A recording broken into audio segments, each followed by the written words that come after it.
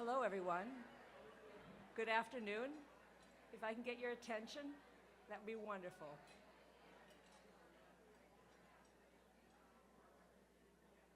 My name is Julia Halberg, and I'm the Vice Chair of the Way to Grow Board of Directors. And on behalf of the entire board and the staff of Way to Grow, we want to welcome you to today's Way to Grow luncheon, where education is power. Today's presentation is entitled Empowered Parents Empower Their Children. As a physician with a background in public health, I understand the importance of the mind and body working together to promote health and well-being. And as many of you may remember, the former Surgeon General identified children's mental health as having fallen to a critical level and needing support. Recent studies also show that the emotional health of adults has reached its lowest point in almost 25 years. And so that's the reason that we've assembled a terrific panel today to inform us supporting the emotional health of parents so they in turn can support their children and their children's literacy. This panel will attempt three different goals. First, they're going to raise awareness of systemic challenges and pressures that the parents are facing today. Then they're going to highlight some of the programs and activities that Way to Go has put in place to support families and strengthen communities. And finally, share some actionable insights and resources for parents and community leaders. Please know that you all are part of the solution. And so that's why at the close of the event, I'll come back up, share a little bit more about Way to Grow, and ask you to join me in making a donation to Way to Grow. And I think it's important that you know that your gift will have an outsized impact because of the proven successes and matrix of Way to Grow. And now it is actually my joy to introduce Way to Grow's new CEO and the moderator of today's panel discussion. Coco is recognized locally and nationally for her expertise in cultural competency and evidence-based practices. She's held leadership roles at the University of St. Catherine, the University of Minnesota, and at Macalester. She then transitioned from graduate education to primary education, becoming the Chief Experience Officer at the Girl Scouts of Way to Grow. And now we are delighted that she has transitioned and is a natural transition into early childhood education, where she can make the biggest impact by being our CEO for Way to Grow. Coco is a quick study, and her leadership will help Way to Grow continue to address the ever-changing needs of families in Minneapolis and surrounding communities. She's already exceeded my expectations, engaging with staff and board members and donors, and displaying genuine empathy and a commitment to build on the groundbreaking programs of Way to Grow. Coco has earned my trust, and I'm confident that she will earn yours as well. So without further delay, Coco do.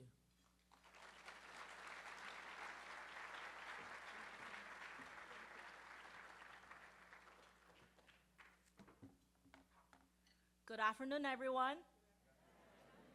We're going to do one more time, then you can go back to eating. How about that? All right. Good afternoon, everyone. Good afternoon. Yay! That is a Way to Grow greeting. Thank you. And you should not wait on eating. You should eat, because I'm not going to stand in between you and your lunch. So please eat and while listening. So it is an honor to be here today in community with you all as the CEO of Way to Grow. I started this position in January of 2025, the day after MLK Day, to be exact, in case you are curious.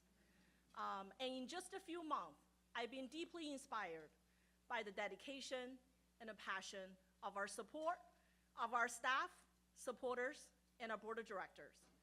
And there's so many of you are in the room today. I want to start by saying thank you. To our generous sponsors, thank you so much for making today's event and our daily impact possible. We couldn't have done any of this without you. Thank you.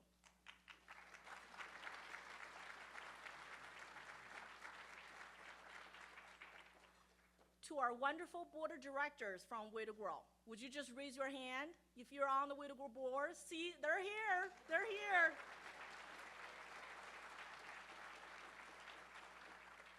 Thank you for your leadership, for your continued commitment to our mission, and truthfully, for your personal guidance and support over the last few months.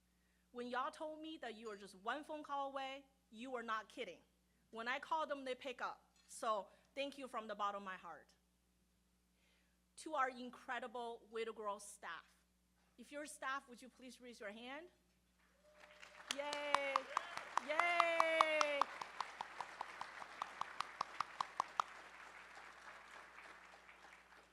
I want you to know that you are my daily inspiration. And I love witnessing all the care you bring to our Way to Grow children and families. The work you do in homes and in community truly transforms lives. I always say, teamwork makes the dream work, and you are just a dream team to work with, and I want you to know it's my honor to work with you every day. Thank you.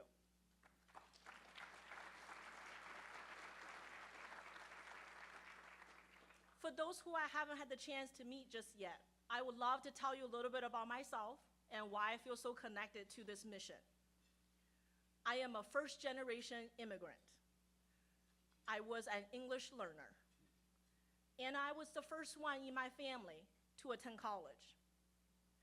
Today, I'm a parent to a college sophomore and a high school junior. So what it means is that I'm their major donor, and they will never get off my payroll. So wish me luck. Also now, I am a first-time CEO, and in 2025, also wish me luck. Thank you.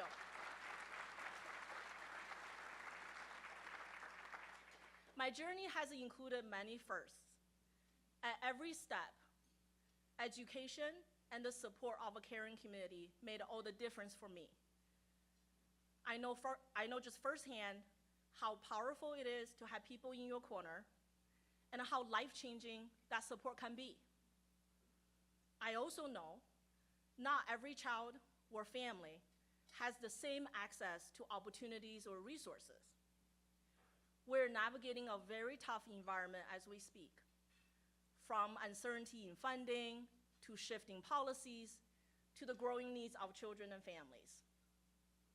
But one thing must remain clear as we move forward, is that we must stay committed in serving our children and our families. And we're committed to the high quality, trusted programming Way to Grow is known for. This brings us to today's conversation on family well-being, a topic that's timely, that's urgent, and deeply relevant. Because we know when parents are supported, children thrive. However, too many families are carrying the weight of chronic stress and mental health struggles. The former US Surgeon General called parental stress a public health crisis, and it is. At Way to Grow, we see and hear about parents' challenges around mental health every day through our work. We know just how mental health impacts school readiness, early childhood development, and family well-being. And we also know that awareness alone is not enough. We need action. That is why we're gathering in this space today. Together, we are committed to ensuring families have access to support, resources, and a safe space to talk about this really important topic. No parent should ever feel alone in navigating any of this. It truly takes all of us, educators, partners, supporters, all of us together to co-create a community that our families deserve. So, I invite you to get involved, whether through advocacy, through investment, getting to know and being part of an organization like Way to Grow, or simply showing up for your families and the communities around you. Your support truly matters. Today is not just about information. It is also about community and connection. And thank you for packing up this room, because this is the community and connection we want to create. Because when we come together, we remind ourselves and each other why this work is worth fighting for. Thank you for being here, returning friends, and thank you for being here, new friends to Way to Grow. and for supporting our mission, and for being part of this really important conversation. We will make sure every child and every family has the foundation to learn, grow, and thrive. Thank you.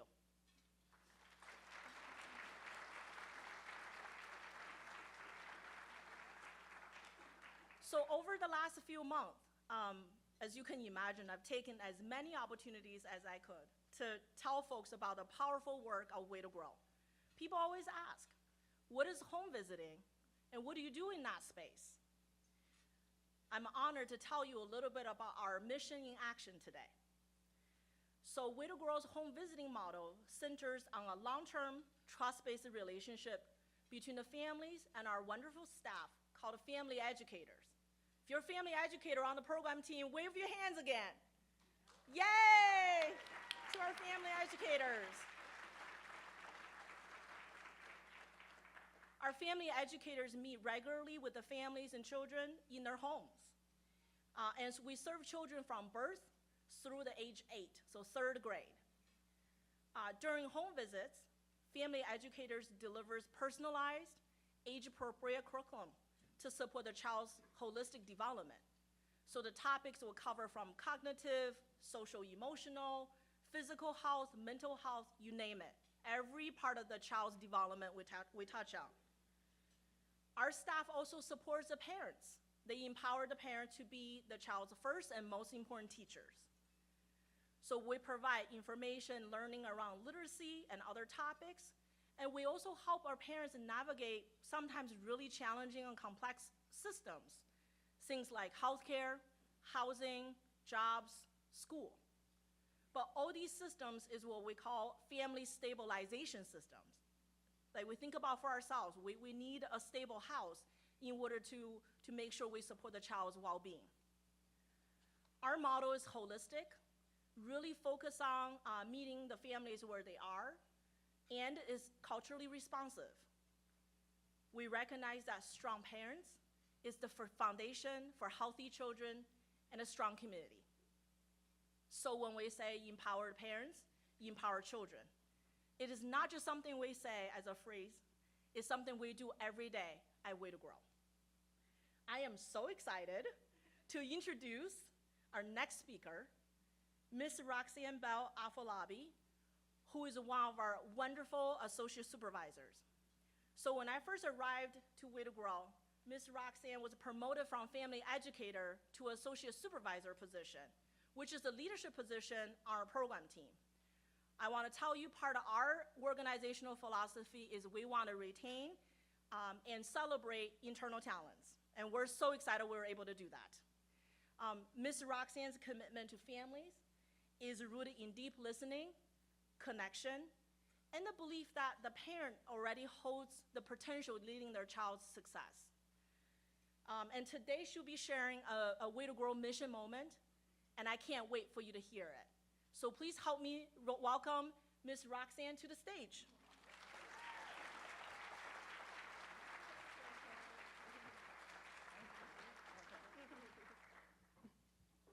Oh, wow, I'm flattered, Ms. Coco, thank you. I want to start off by saying hello and good afternoon. I'm going to say it again. Good afternoon, everybody. Thank you. My name is Roxanne Bell-Afolabi, but to the families and children I serve, I'm simply Miss Roxy. I'm honored to stand here today as an associate supervisor with Way to Grow. I've been with this incredible organization for 3 years now, but my journey started as a family educator.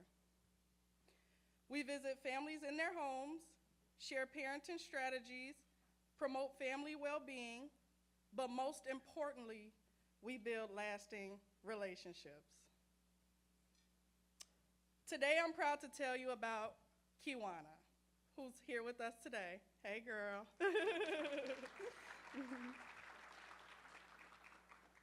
Kiwana and her 2 children have been a part of my caseload for about 2 years now.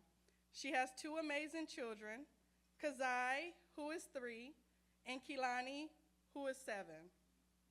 From the very first moment I met Kiwana, I saw her determination.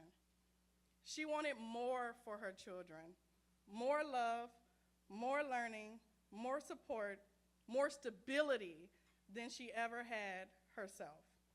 And that's where our journey began, by meeting her where she was.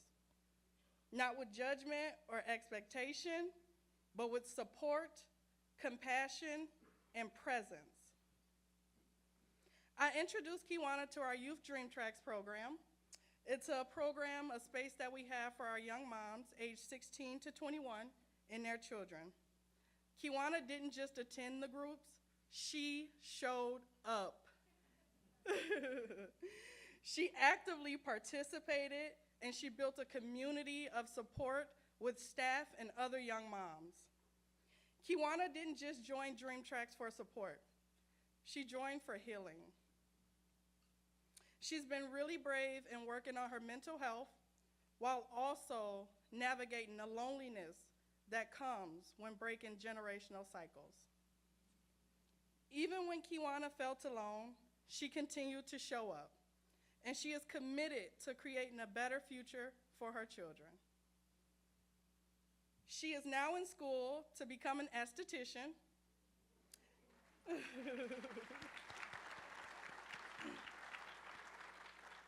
And she is actively engaged in therapy.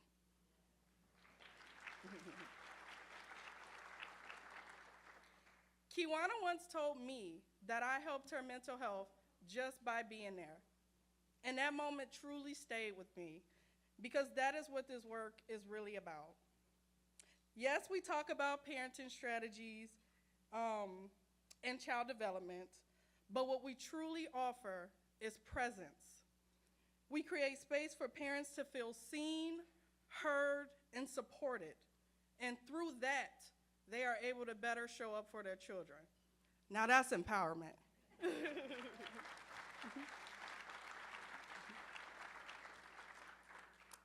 As a mother of 2 boys myself, I see pieces of me in the moms I work with.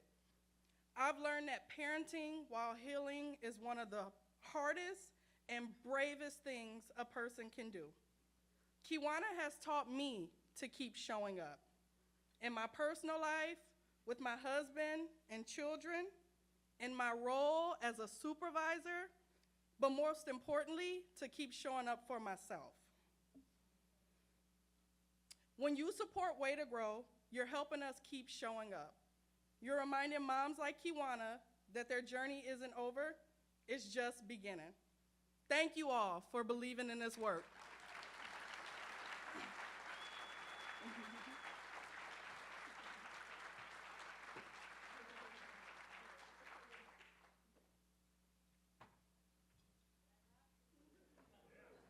Go, Miss Roxy. Yes. Thank you for sharing such a powerful empowerment story, and we're just lucky, the families are lucky to have you, and Way to Grow, we're lucky to have families. Thank you. I feel a lot of emotions. I had to catch myself for a minute. I'll just keep it real with y'all. Now we're excited to move into our panel discussion today. Empowered parents, empowered children. You might have noticed the butterflies in the table decor and on the bookmarks. That was intentional. Butterflies are often used to symbolize mental health recovery. They represent growth, transformation, and hope. Today, we will hear from 4 experts who lead this work in different ways, from youth advocacy to government leadership to community-based programs. Each of them will bring something unique to the table. We will talk about what families are facing and explore strategies to support the whole family's well-being, from early childhood through adulthood. So let's meet our panelists. The first panelist is Brendan Jones. Brendan has built his career around healing trauma, strengthening communities, and mentoring future leaders. As the executive director of the Minnesota Association for Children's Mental Health, he brings clinical insight and a deep commitment to equity. a Bush Fellow with 2 master's degrees. Brendan, you gotta save some for the rest of us to do. He's known for turning complex challenges into purposeful action. I had the fortunate honor to meet Brendan last year when we worked on a project together, also on supporting young people's mental health. And I knew all along I would want to work with him again. So please help me welcome Brendan to the stage.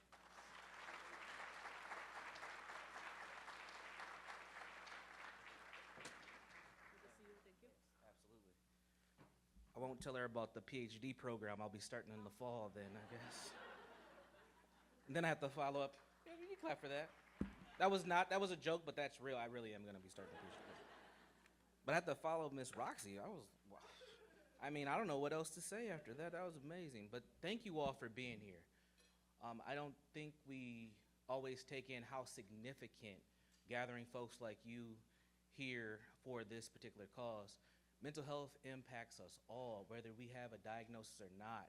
It impacts our neighbors, our friends, our family members, our children, on all levels. And it's very important that that we have honest conversations about it and that we recognize. So thank you all for being here today. It is truly a pleasure to share this space with you all.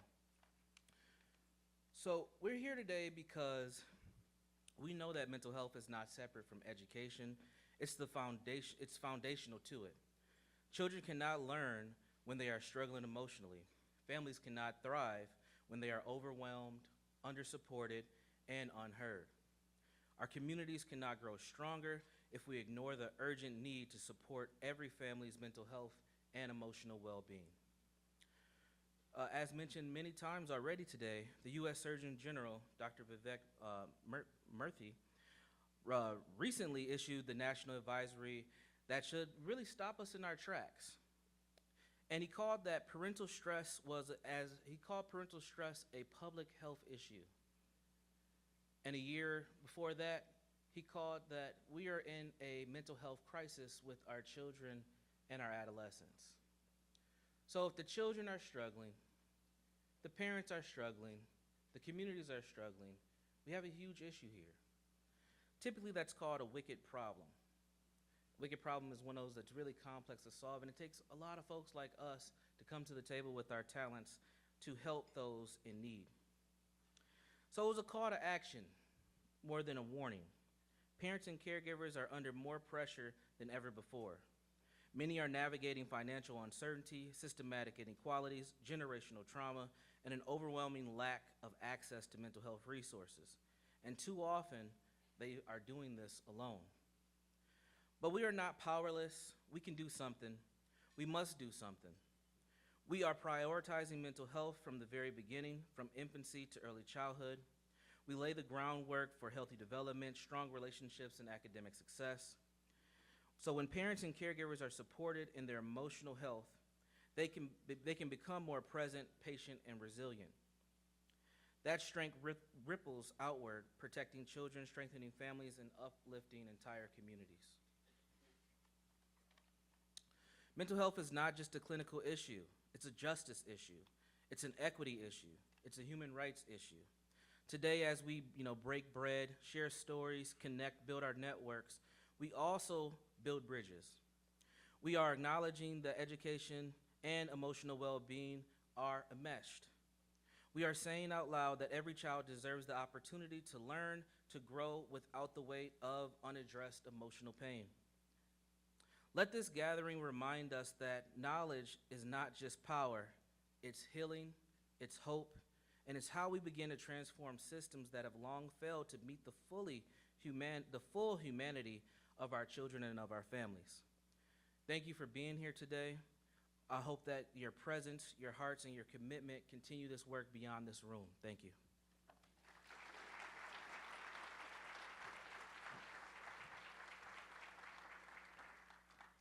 Our second panelist, Alex Yang, is a creator and a trailblazer in youth mental health. She brings both lived experience and a national leadership. From the White House Mental Health Youth Action Forum to her work with NAMI. Her podcast, A is for Anxious, blends honesty with advocacy.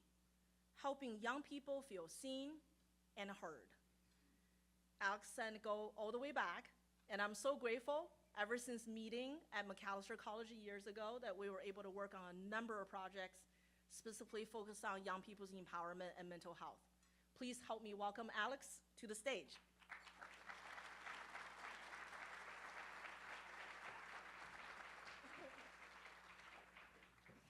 Hello, everyone. Good afternoon.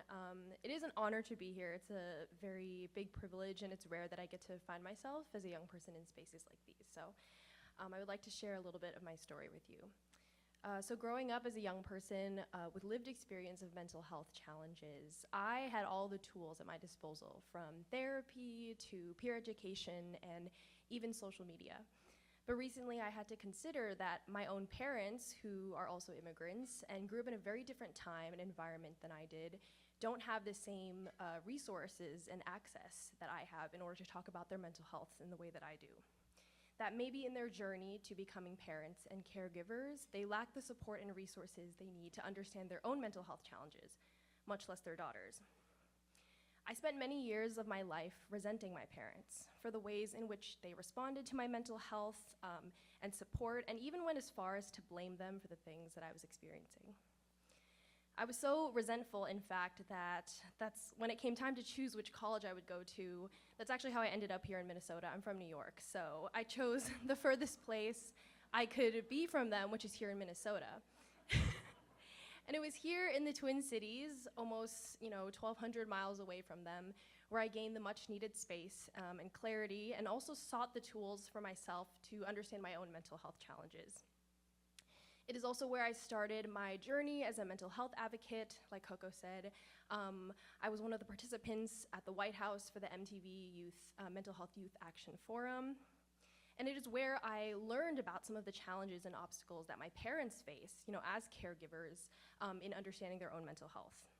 So as a youth mental health advocate, it is a core part of my work to bridge the gap between youth mental health and parental mental health, and to also highlight the challenges that caregivers face, including cultural stigma or economic barriers. I believe that the first step is through listening and sharing, which two things that I employ in my podcast called A is for Anxious, where every week I sit down with a new guest, most times a stranger, and they share an anxiety that they have with me. And it's called A is for Anxious because there's a new anxiety for every letter of the alphabet. But yes, and it goes to show a long way that listening and sharing go a long way in breaking the stigma and also inspiring people to seek the support that they need. So if my story can make even one young person feel a little bit less resentful and also understand the journey of their parents' mental health, then it'll all be worth it. So thank you so much.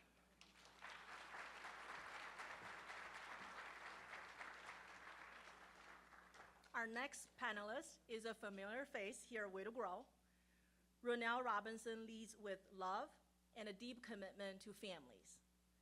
As a program director at Way to Grow, she oversees work from home visiting to parent programming, always centering family strength. A longtime mentor and a community leader, Ronel is a powerful voice in early childhood spaces in our community. And I am the lucky one who gets to work with her every day. So please help me welcome Ronel to the stage.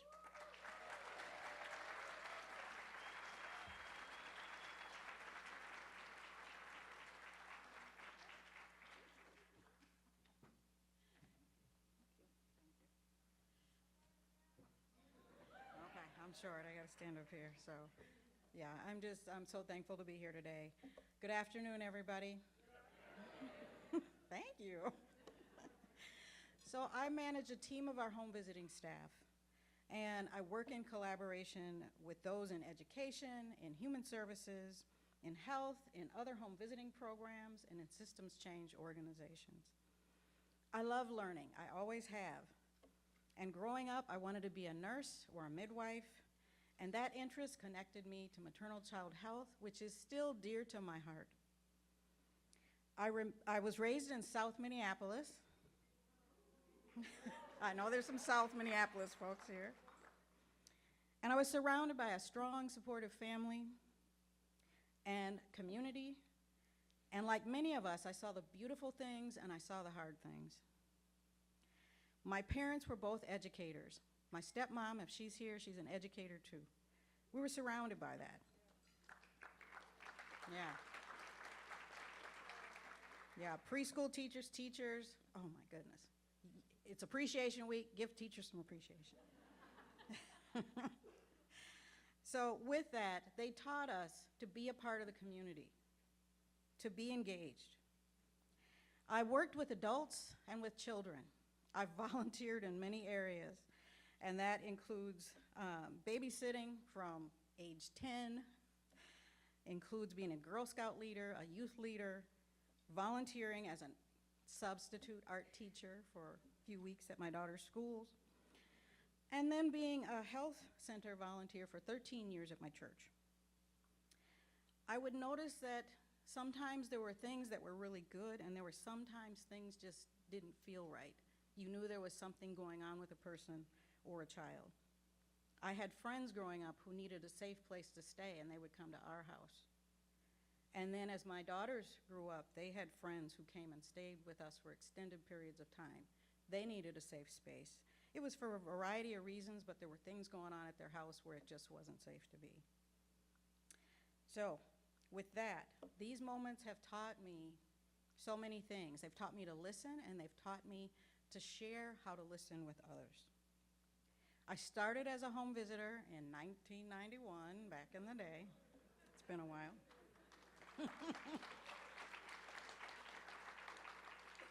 This was at the Northside Family Connection Way to Grow site. Some of you've heard of the little yellow house. It was right in the neighborhood, behind a school, and in North Minneapolis. We were under La Crèche Early Childhood Center, so we engaged a lot with those families. We focused on the school readiness, the health, the family stability, and decreasing isolation. And then that work still drives our mission today. With that, we had phenomenal trainings. We still do. We learned how to observe. We learned how to encourage strengths. We learned how to address red flags when we went into the homes, and how to approach families with compassion, not judgment, as Ms. Roxy said. So we offer tools and referrals. We offer options to families. And that's if they feel like they need that deeper support. So when I joined Way to Grow 34 years ago as a home visitor, I get to continue this work.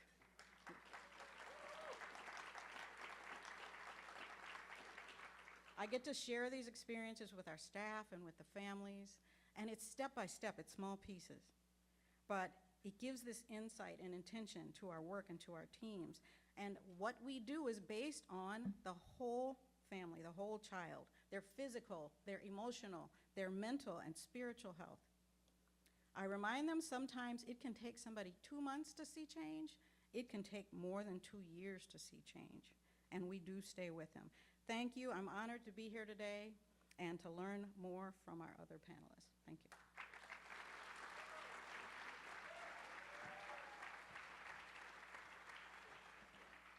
All right, our last panelist, Tikki Brown, is the inaugural commissioner of Children's new Department of Children, Youth, and Families, a bold step towards centering children statewide. A longtime leader in community-driven policy, she's shaped efforts in child protection, basic needs access, and community partnerships. Commissioner Brown, I have a secret to tell you, won't be a secret after today, which was that I've been secretly following your work since last year when the new department was formed, and I said to myself, I want to make sure I invite you at some point so we can partner. So the day when you said yes to our invitation, just you know, our team and I screamed in office. So thank you so much for being with us today.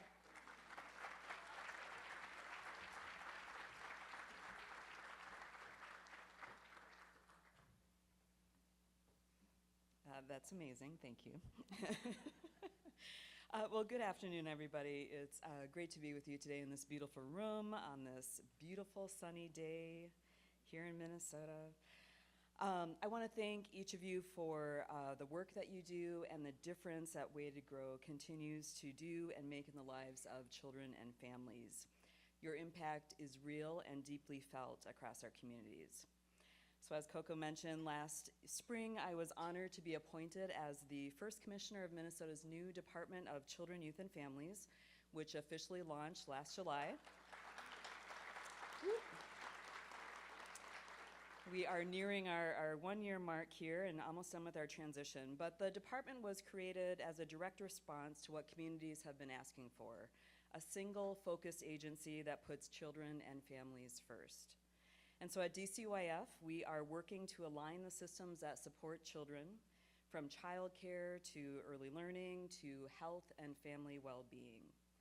Our Early Childhood Administration brings together programs from the Department of Human Services, from the Department of Education, and from the Department of Health, so that families can experience a more coordinated approach that is easier to navigate. We know that Minnesota has a proud legacy in education, but we also know that too many of our children, especially children of color, are being left behind. We have one of the widest opportunity gaps in the country, and that is completely unacceptable. So that's why Way to Grow's work is so very important. That's why we developed this new department. So as we move forward as an agency, we're focused on a few key questions. One is, are we meeting families' needs? Are the programs that we have in existence right now, are we actually meeting the needs of families? Are the children whose services we are providing, are they growing and are they thriving? And are we breaking down the barriers that are holding children back? At DCYF, we believe that strong families are the foundation of strong communities. We know that early intervention, culturally responsive support, and equitable access to education are key drivers in setting up children for lifelong success. And so as commissioner, I have the privilege of seeing programs and partnerships all across the state. So one of my favorite things to do is to travel around and meet with folks and connect with people and hear different stories that communities, what they're experiencing in different parts of our state. And all across the state, in every single community, people are telling me about the struggles that they face, and mental health concerns are in every single story. It just keeps coming up over and over and over again. And so addressing mental health concerns is a really critical component of how we are developing our department. I'm excited that we just hired our very first dedicated mental health role to help coordinate services across the different state agencies and really respond to what we're hearing from communities and from our partners. So we're just in the very beginning of our journey, and there's a lot of work ahead. But today marks a very important step, focusing on mental health, raising awareness, and recognizing that progress starts with action. So as Martin Luther King Jr. said, you don't have to see the whole staircase, you just have to take the first step. So I'm hopeful about the steps we will take together as we build Minnesota's staircase. Thank you.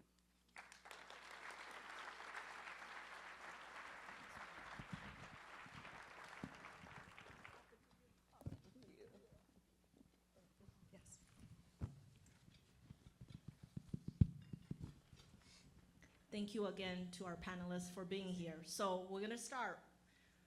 To ground us in today's conversation, we're gonna start with our first question, and this is to Brandon and Commissioner Brown. What are the biggest mental health challenges facing our parents today?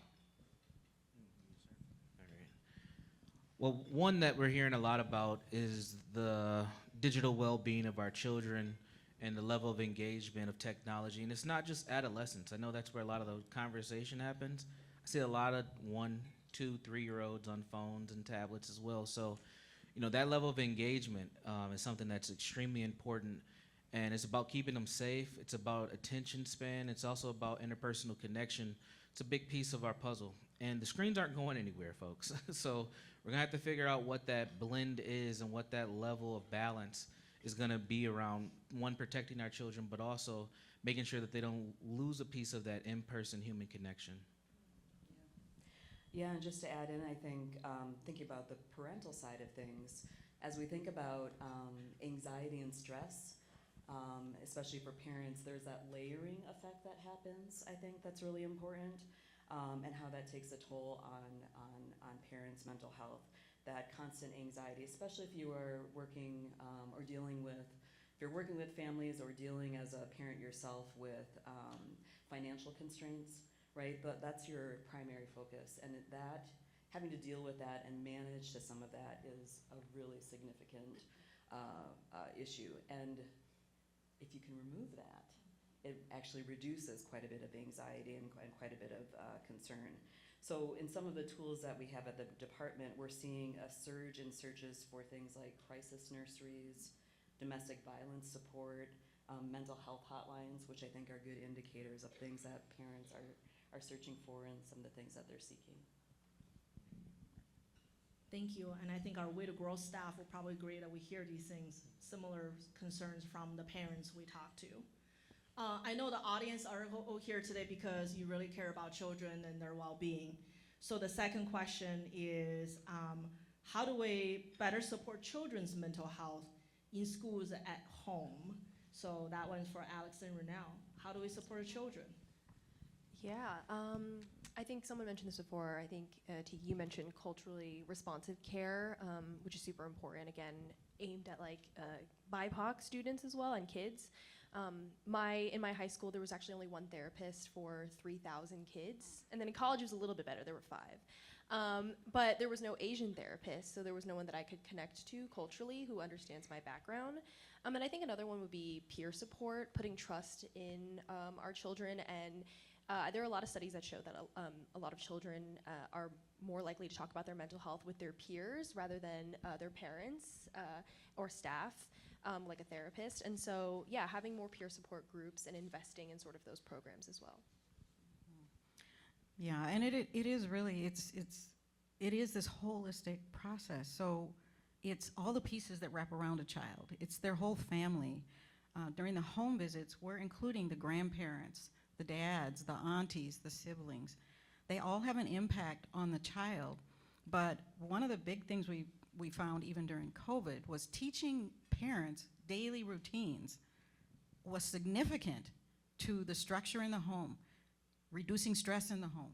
It was major. And just normal child development where parents are like, oh, I didn't know I was supposed to be doing that. I mean, I didn't know I should be doing this or that. It's significant just providing the information and the education on what the child's needs are, the child's temperament is, focusing on just a variety of things that can impact the way the whole household operates around the children. Thank you both for sharing that perspective. I think gave us something to think about. You know, for so many of us have children and grandchildren and have young people in our lives, definitely something to think about. I shared earlier that Way to Grow's bread and butter is our home visiting model. So home visiting meets the families where they are and really focus on the entire family. And the question is for Brendan and Ronel. Can you talk a little bit more about this, how this approach works and how it helps reduce stress for the parents and the children through the home visiting model? So we build this trusting relationship first. I mean, you have to go in there, and it takes time.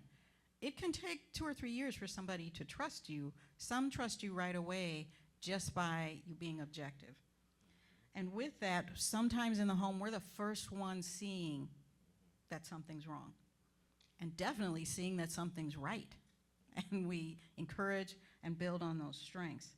But we model techniques. We model how to put the children to bed at night without arguments, how to do these specific tasks during the day. We model it. We give them parent techniques. We give them options on try this, not telling them you should do this.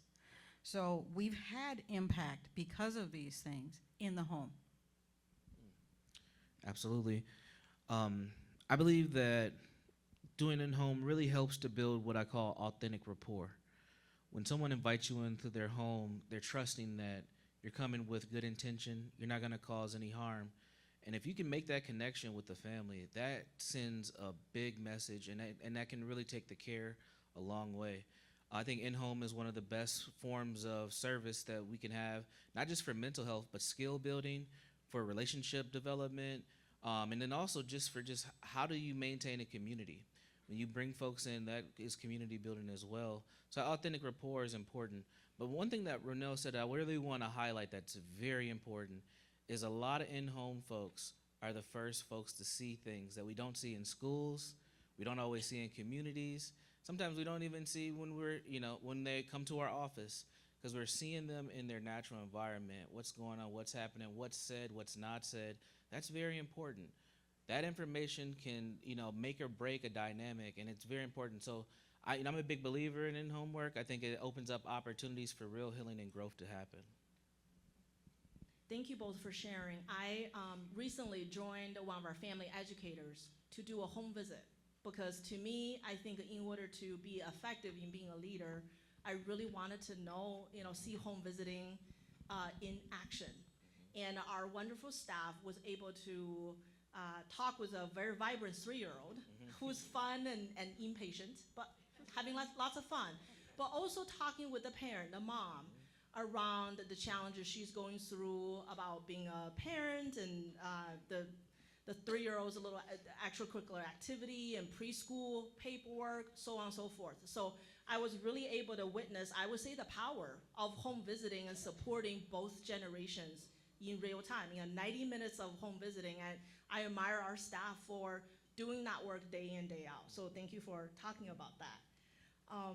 The other piece we want to ask about is, we often hear from new moms about just how hard it is and how isolating it feels to be a new parent. So this question is for Commissioner Brown and Ronel. Could you talk about how does supporting new moms contribute to better outcomes for children? I'll start us off here. So, I think you've highlighted a little bit with this whole family approach. It's so incredibly important. And it's also important to think about our assumptions, right? And you mentioned this, your staff are coming in and they're thinking about connecting with families, and they're not making the assumptions that their family is the same that maybe they have grown up with, right? And as we are thinking in terms of funding programs and developing programs, it's critically important that we are not having those same assumptions, to be thinking about my experience is not the same as everybody else's, right? So I'm a firm believer in many, many different types of support, so that we can meet the many, many different types of needs that are out there, because we know that there are so many different experiences that people have out there. We have a variety of different programs. We're fortunate in Minnesota to have so many different programs that can build upon each other and layer upon each other. Head Start, early childhood family education, and all of those can play a nice component and help provide some of those supports in addition to some of the services that you provide. Yeah, and with the home visiting, it really is getting into the finer details of support. And our society doesn't support young moms, pregnant moms, the way it used to. Moms are not able to stay at home and rest the way they used to. They don't always have support circles. Their mom might still be working, and like, oh, I can only take a couple days off. I'm sorry you just had a C-section, but I'll check on you at lunchtime. And seriously, on that serious note, they're not getting the wraparound support for that. So when they're connected with their home visitor, it's like, oh, they can breathe a little bit. They have someone to ask questions to. They feel supported. We've been doing community baby showers over this last year and a half. We used to do them before. And it's just a nurturing time for them. But it's not just talking to us, then they're talking to other parents. They're connecting with other parents if they're willing to come out. But in the home, it is that, oh, I have somebody to call besides my provider. And I can ask open-ended questions without feeling dumb, and, just have that presence, as Roxy said. It's so important, empowering, valuable for them to get the foundational steps of bonding and attachment, literacy, talking to the baby in the womb. Having this connection with your child early sets them up for a lifetime. Having these moms talk to other people in the community, it's a ripple effect. They tell their neighbor. They talk about, oh, I learned this piece of child development from my educator, my home visitor. And it definitely is a ripple effect. And we see change over time, because now we've been working with grandparents who, were in our program before. I had some, and I'm like, oh, that's your grandchild. Oh, your great-grandchild. You're only 50 years old, and you got a great-grandchild. But it is a ripple effect. So, we have not been able to reach all the folks that we want to reach, We want to expand, we want to serve more families, but it starts at the foundation at home and teaching the basic foundational. Kids need play, they need nurturing, they need consistency. They don't care about repetition. Read the book 101 times. And by the time they are 2, they will read the book to you. So that's good. Thank you. I want to turn to Alex. Here's why. You represent youth mental health. I think you bring a perspective, a voice, both for the present and the future. Like I said, so many of us here work with young people or parents, grandparents. So my question for you is, as a young mental health advocate, right? And what have you learned about the kinds of support young people wish their parents or the communities to know, but they don't always get? We want to hear from you, so tell us. I'll be taking notes for my own kids. Yeah, for sure. I think something that we touched on here, and I think that's why Way to Grow's role is so important, is the financial barrier. I think that's coming from both the parental side, but also the children dealing with the financial barriers of seeking support for their mental health, especially when something like mental health, again, is not usually shared in the family. I usually think for parents that when maybe they haven't had the privilege of talking about it early on in their families, and how later in life, how do you deal with something like that when you're there is this stigma and you don't feel like you're able to talk to your parents about it. So I feel like free resources from the community, but also to the children to find support as well. And I think another one is also just having the parents take care of themselves first. I feel like a lot of what we hear in advocacy is as an advocate myself, is you can't take care of others before you take care of yourself. It just doesn't work that way. I know it sometimes feels like we can do so much for other people more than we can do for ourselves. But it really comes down to taking care of your mental health first, whether that's seeking support and therapy or just practicing mindfulness will make it 10 times better, I think, for your child. Thank you so much. I appreciate the perspective, and I took mental notes. So, Brendan, this is the last question for our interactive part. So, 30 seconds, okay? All right. I'll make it quick. The question, I know you're a therapist. I know you're a therapist. So, for folks who are here today, and they're gonna go home, share this wonderful event that with their family. So, what are some of the just brief day-to-day action steps? You want to give it to the audience to take 30 away. seconds. You All right, got it. all right. Therapist, 30 seconds. Practice healthy habits. Healing is subjective. It looks different for every person in this room. But if I had to pick a few areas to focus on, one, focus on sleep. All right? That'd be the first one. Everybody's like, there's somebody in here that only got about 3 hours of sleep last night. It ain't me, but somebody in here. So sleep is going to be a big one. That's one that universally I think we all can kind of zone in on. Build healthy relationships. The people that are close to you, the people that aren't close to you, you don't have to love and connect to everybody the same way. Make sure your relationships are healthy for you, not for everybody else. And then the next thing is manage your time well. Manage your time well. There's a lot of busy people in this room. Some of you had to come here and neglect something else. Manage your time as best as you can. Although those aren't direct mental health things, they affect all of our well-being on a day-to-day basis. Thank you, Brendan. Thank you. Thank you. Thank you. I know I got homework to do. I'm like, okay. Ooh. We can set up some coaching. Yep. So this is the fun part.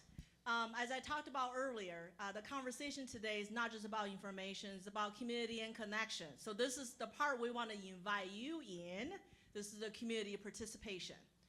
We're gonna do a couple quick round of Q&A, and you folks have any question for one of our panelists, or you just want to comment on something based on what you've heard today, we would love for you to hear from you directly, and this is the engagement part of it. Okay, so we have 2 microphones gonna be going around in case folks feel brave enough, you have a question or a comment. I'm gonna give everyone what I call teachers 20 seconds for you to think about it. I see some hands already. You gotta raise a hand high to make sure they can hear. Oh, there are a lot, okay. I'll kick us off with this. Hey, I'm John Hardy at Best Buy. The question is around school. You got adolescents in school, the culture of social media, everything bullying is kind of ubiquitous now. And I'm just wondering if you have any tips or advice for helping adolescents navigate school interactions where staff might be under-resourced or not as supportive as parent might like.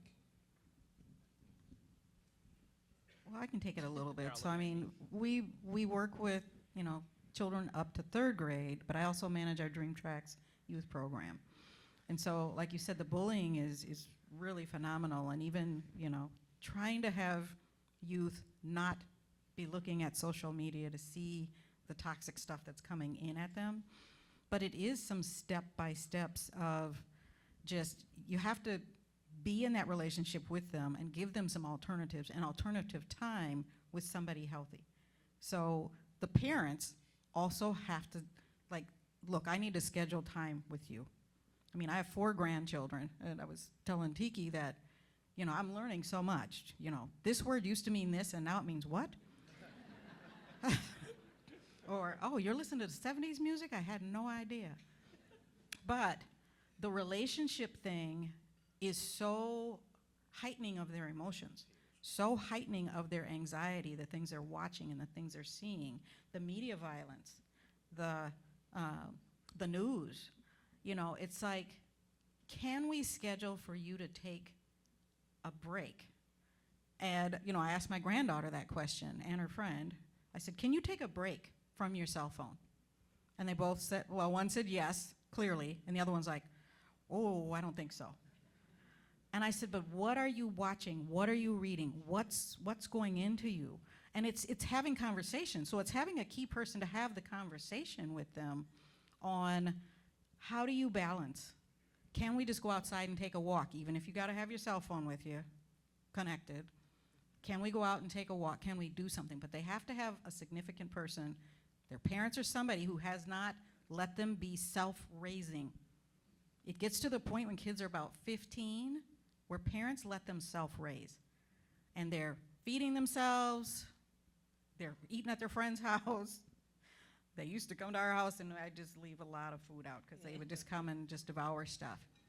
But building that safe place, the community is not what it used to look like. There's hardly anybody home during the day. I mean, it's grandmas. It's like, who's talking to the youth? Don't be afraid to talk to the youth unless you feel like you can't talk to this person. But talk to them. Ask them questions. Just say, what's up? What are you looking at? What do you see? What are you reading? What are you thinking? So it is conversational, and it is trying to get a balance with the information. Yes, Art Rolnick, I'm a board member, and I got a comment and a suggestion for the commissioner, and thank you for being here. As you can tell, Way to Grow has been very successful. The home visiting approach is not a surprise. The neuroscientists have told us that brain development at the earliest years are critical, and stress affects that brain development. So we have a model here that I would argue is the most successful in the country. 90% of our children start school ready. Historically, it's been 30%. And they start school ready with an engaged parent. These family mentors are incredible. My suggestion, my hope is, we're only serving 600 families. We need to take the Way to Grow model, Expand. and take it to state, full, so that every child born in poverty, at risk, with an incarcerated parent, everyone has it.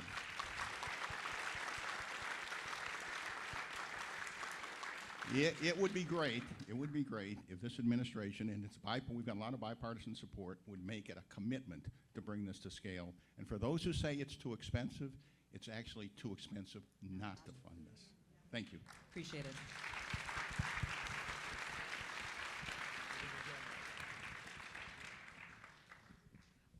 Please help me thank our panelists one more time. Thank you. Thank you so much.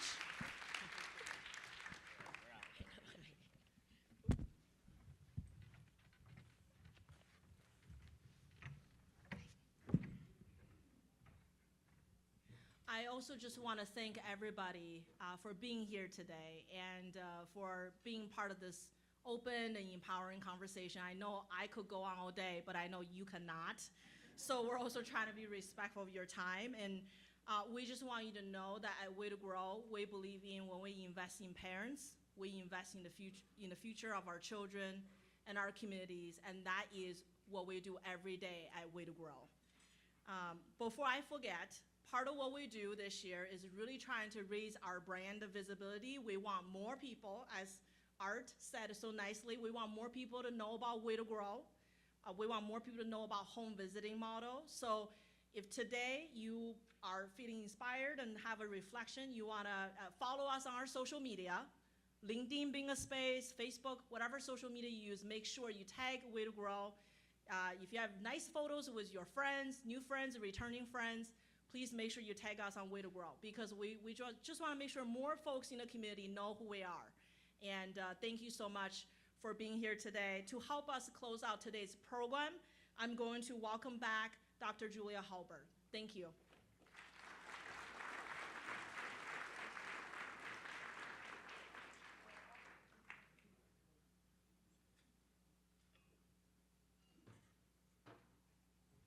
I don't know about you, but this panel group were some of the best people I've ever listened to, and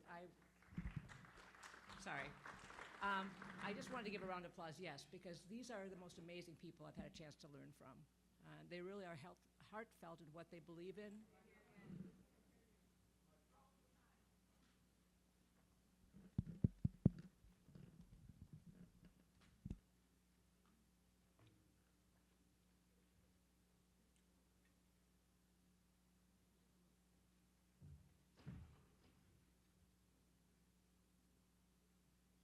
Oh, now.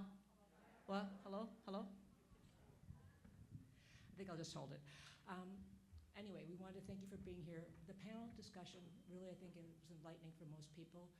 Way to Grow is often known as a literature and literary organization, but it's much more than that, as you learned today. It is about the health and well-being of the families as well as the children. And I think it's important to know that what this panel showed is that you win as a team, right? Way to Grow has the programs, it takes a holistic approach, but really it takes a team and a community to build the support that we need. And that's been one of the key successes for Way to Grow. So I want to thank all the panelists. I think I'd also be remiss if I didn't call out Ms. Roxy for the amazing work she does. First for the heartfelt presentation, but also for her hard work. And Ms. Roxy really represents the home educators, and they are the heart of our organization. They are in the homes, they're culturally matched with families wherever possible, and they go in and they can find and discover things that are needed for the families. That's how they can take that holistic approach. It's important to know that a child's brain is 80% developed by age 3, and that's why it's so important to start early with these families, and the earlier we start, the more we can engage the parents to be those primary teachers. I think that's what's super important right now as we move forward. Time over time and year after year, Way to Grow really has shown its value. And historically, Art, I'm going to correct you a little bit, the children are healthy and ready to go to school between 80 and 90%.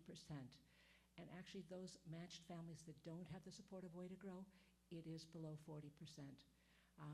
And Way to Grow right now serves actually over 750 families, and there's a waiting list.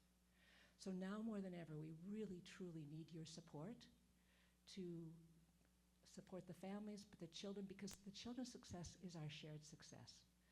So I want you to know there are 3 ways that you can make a donation and support Way to Grow. First is on the back of your programs, there's a code you can scan with your phone. There are also gift envelopes at the tables, or you can go to the website of Way to Grow, which is simply waytogrow.org. And there you can make a sustaining donation to support not only current programming, but programming into the future, and I encourage you to do this.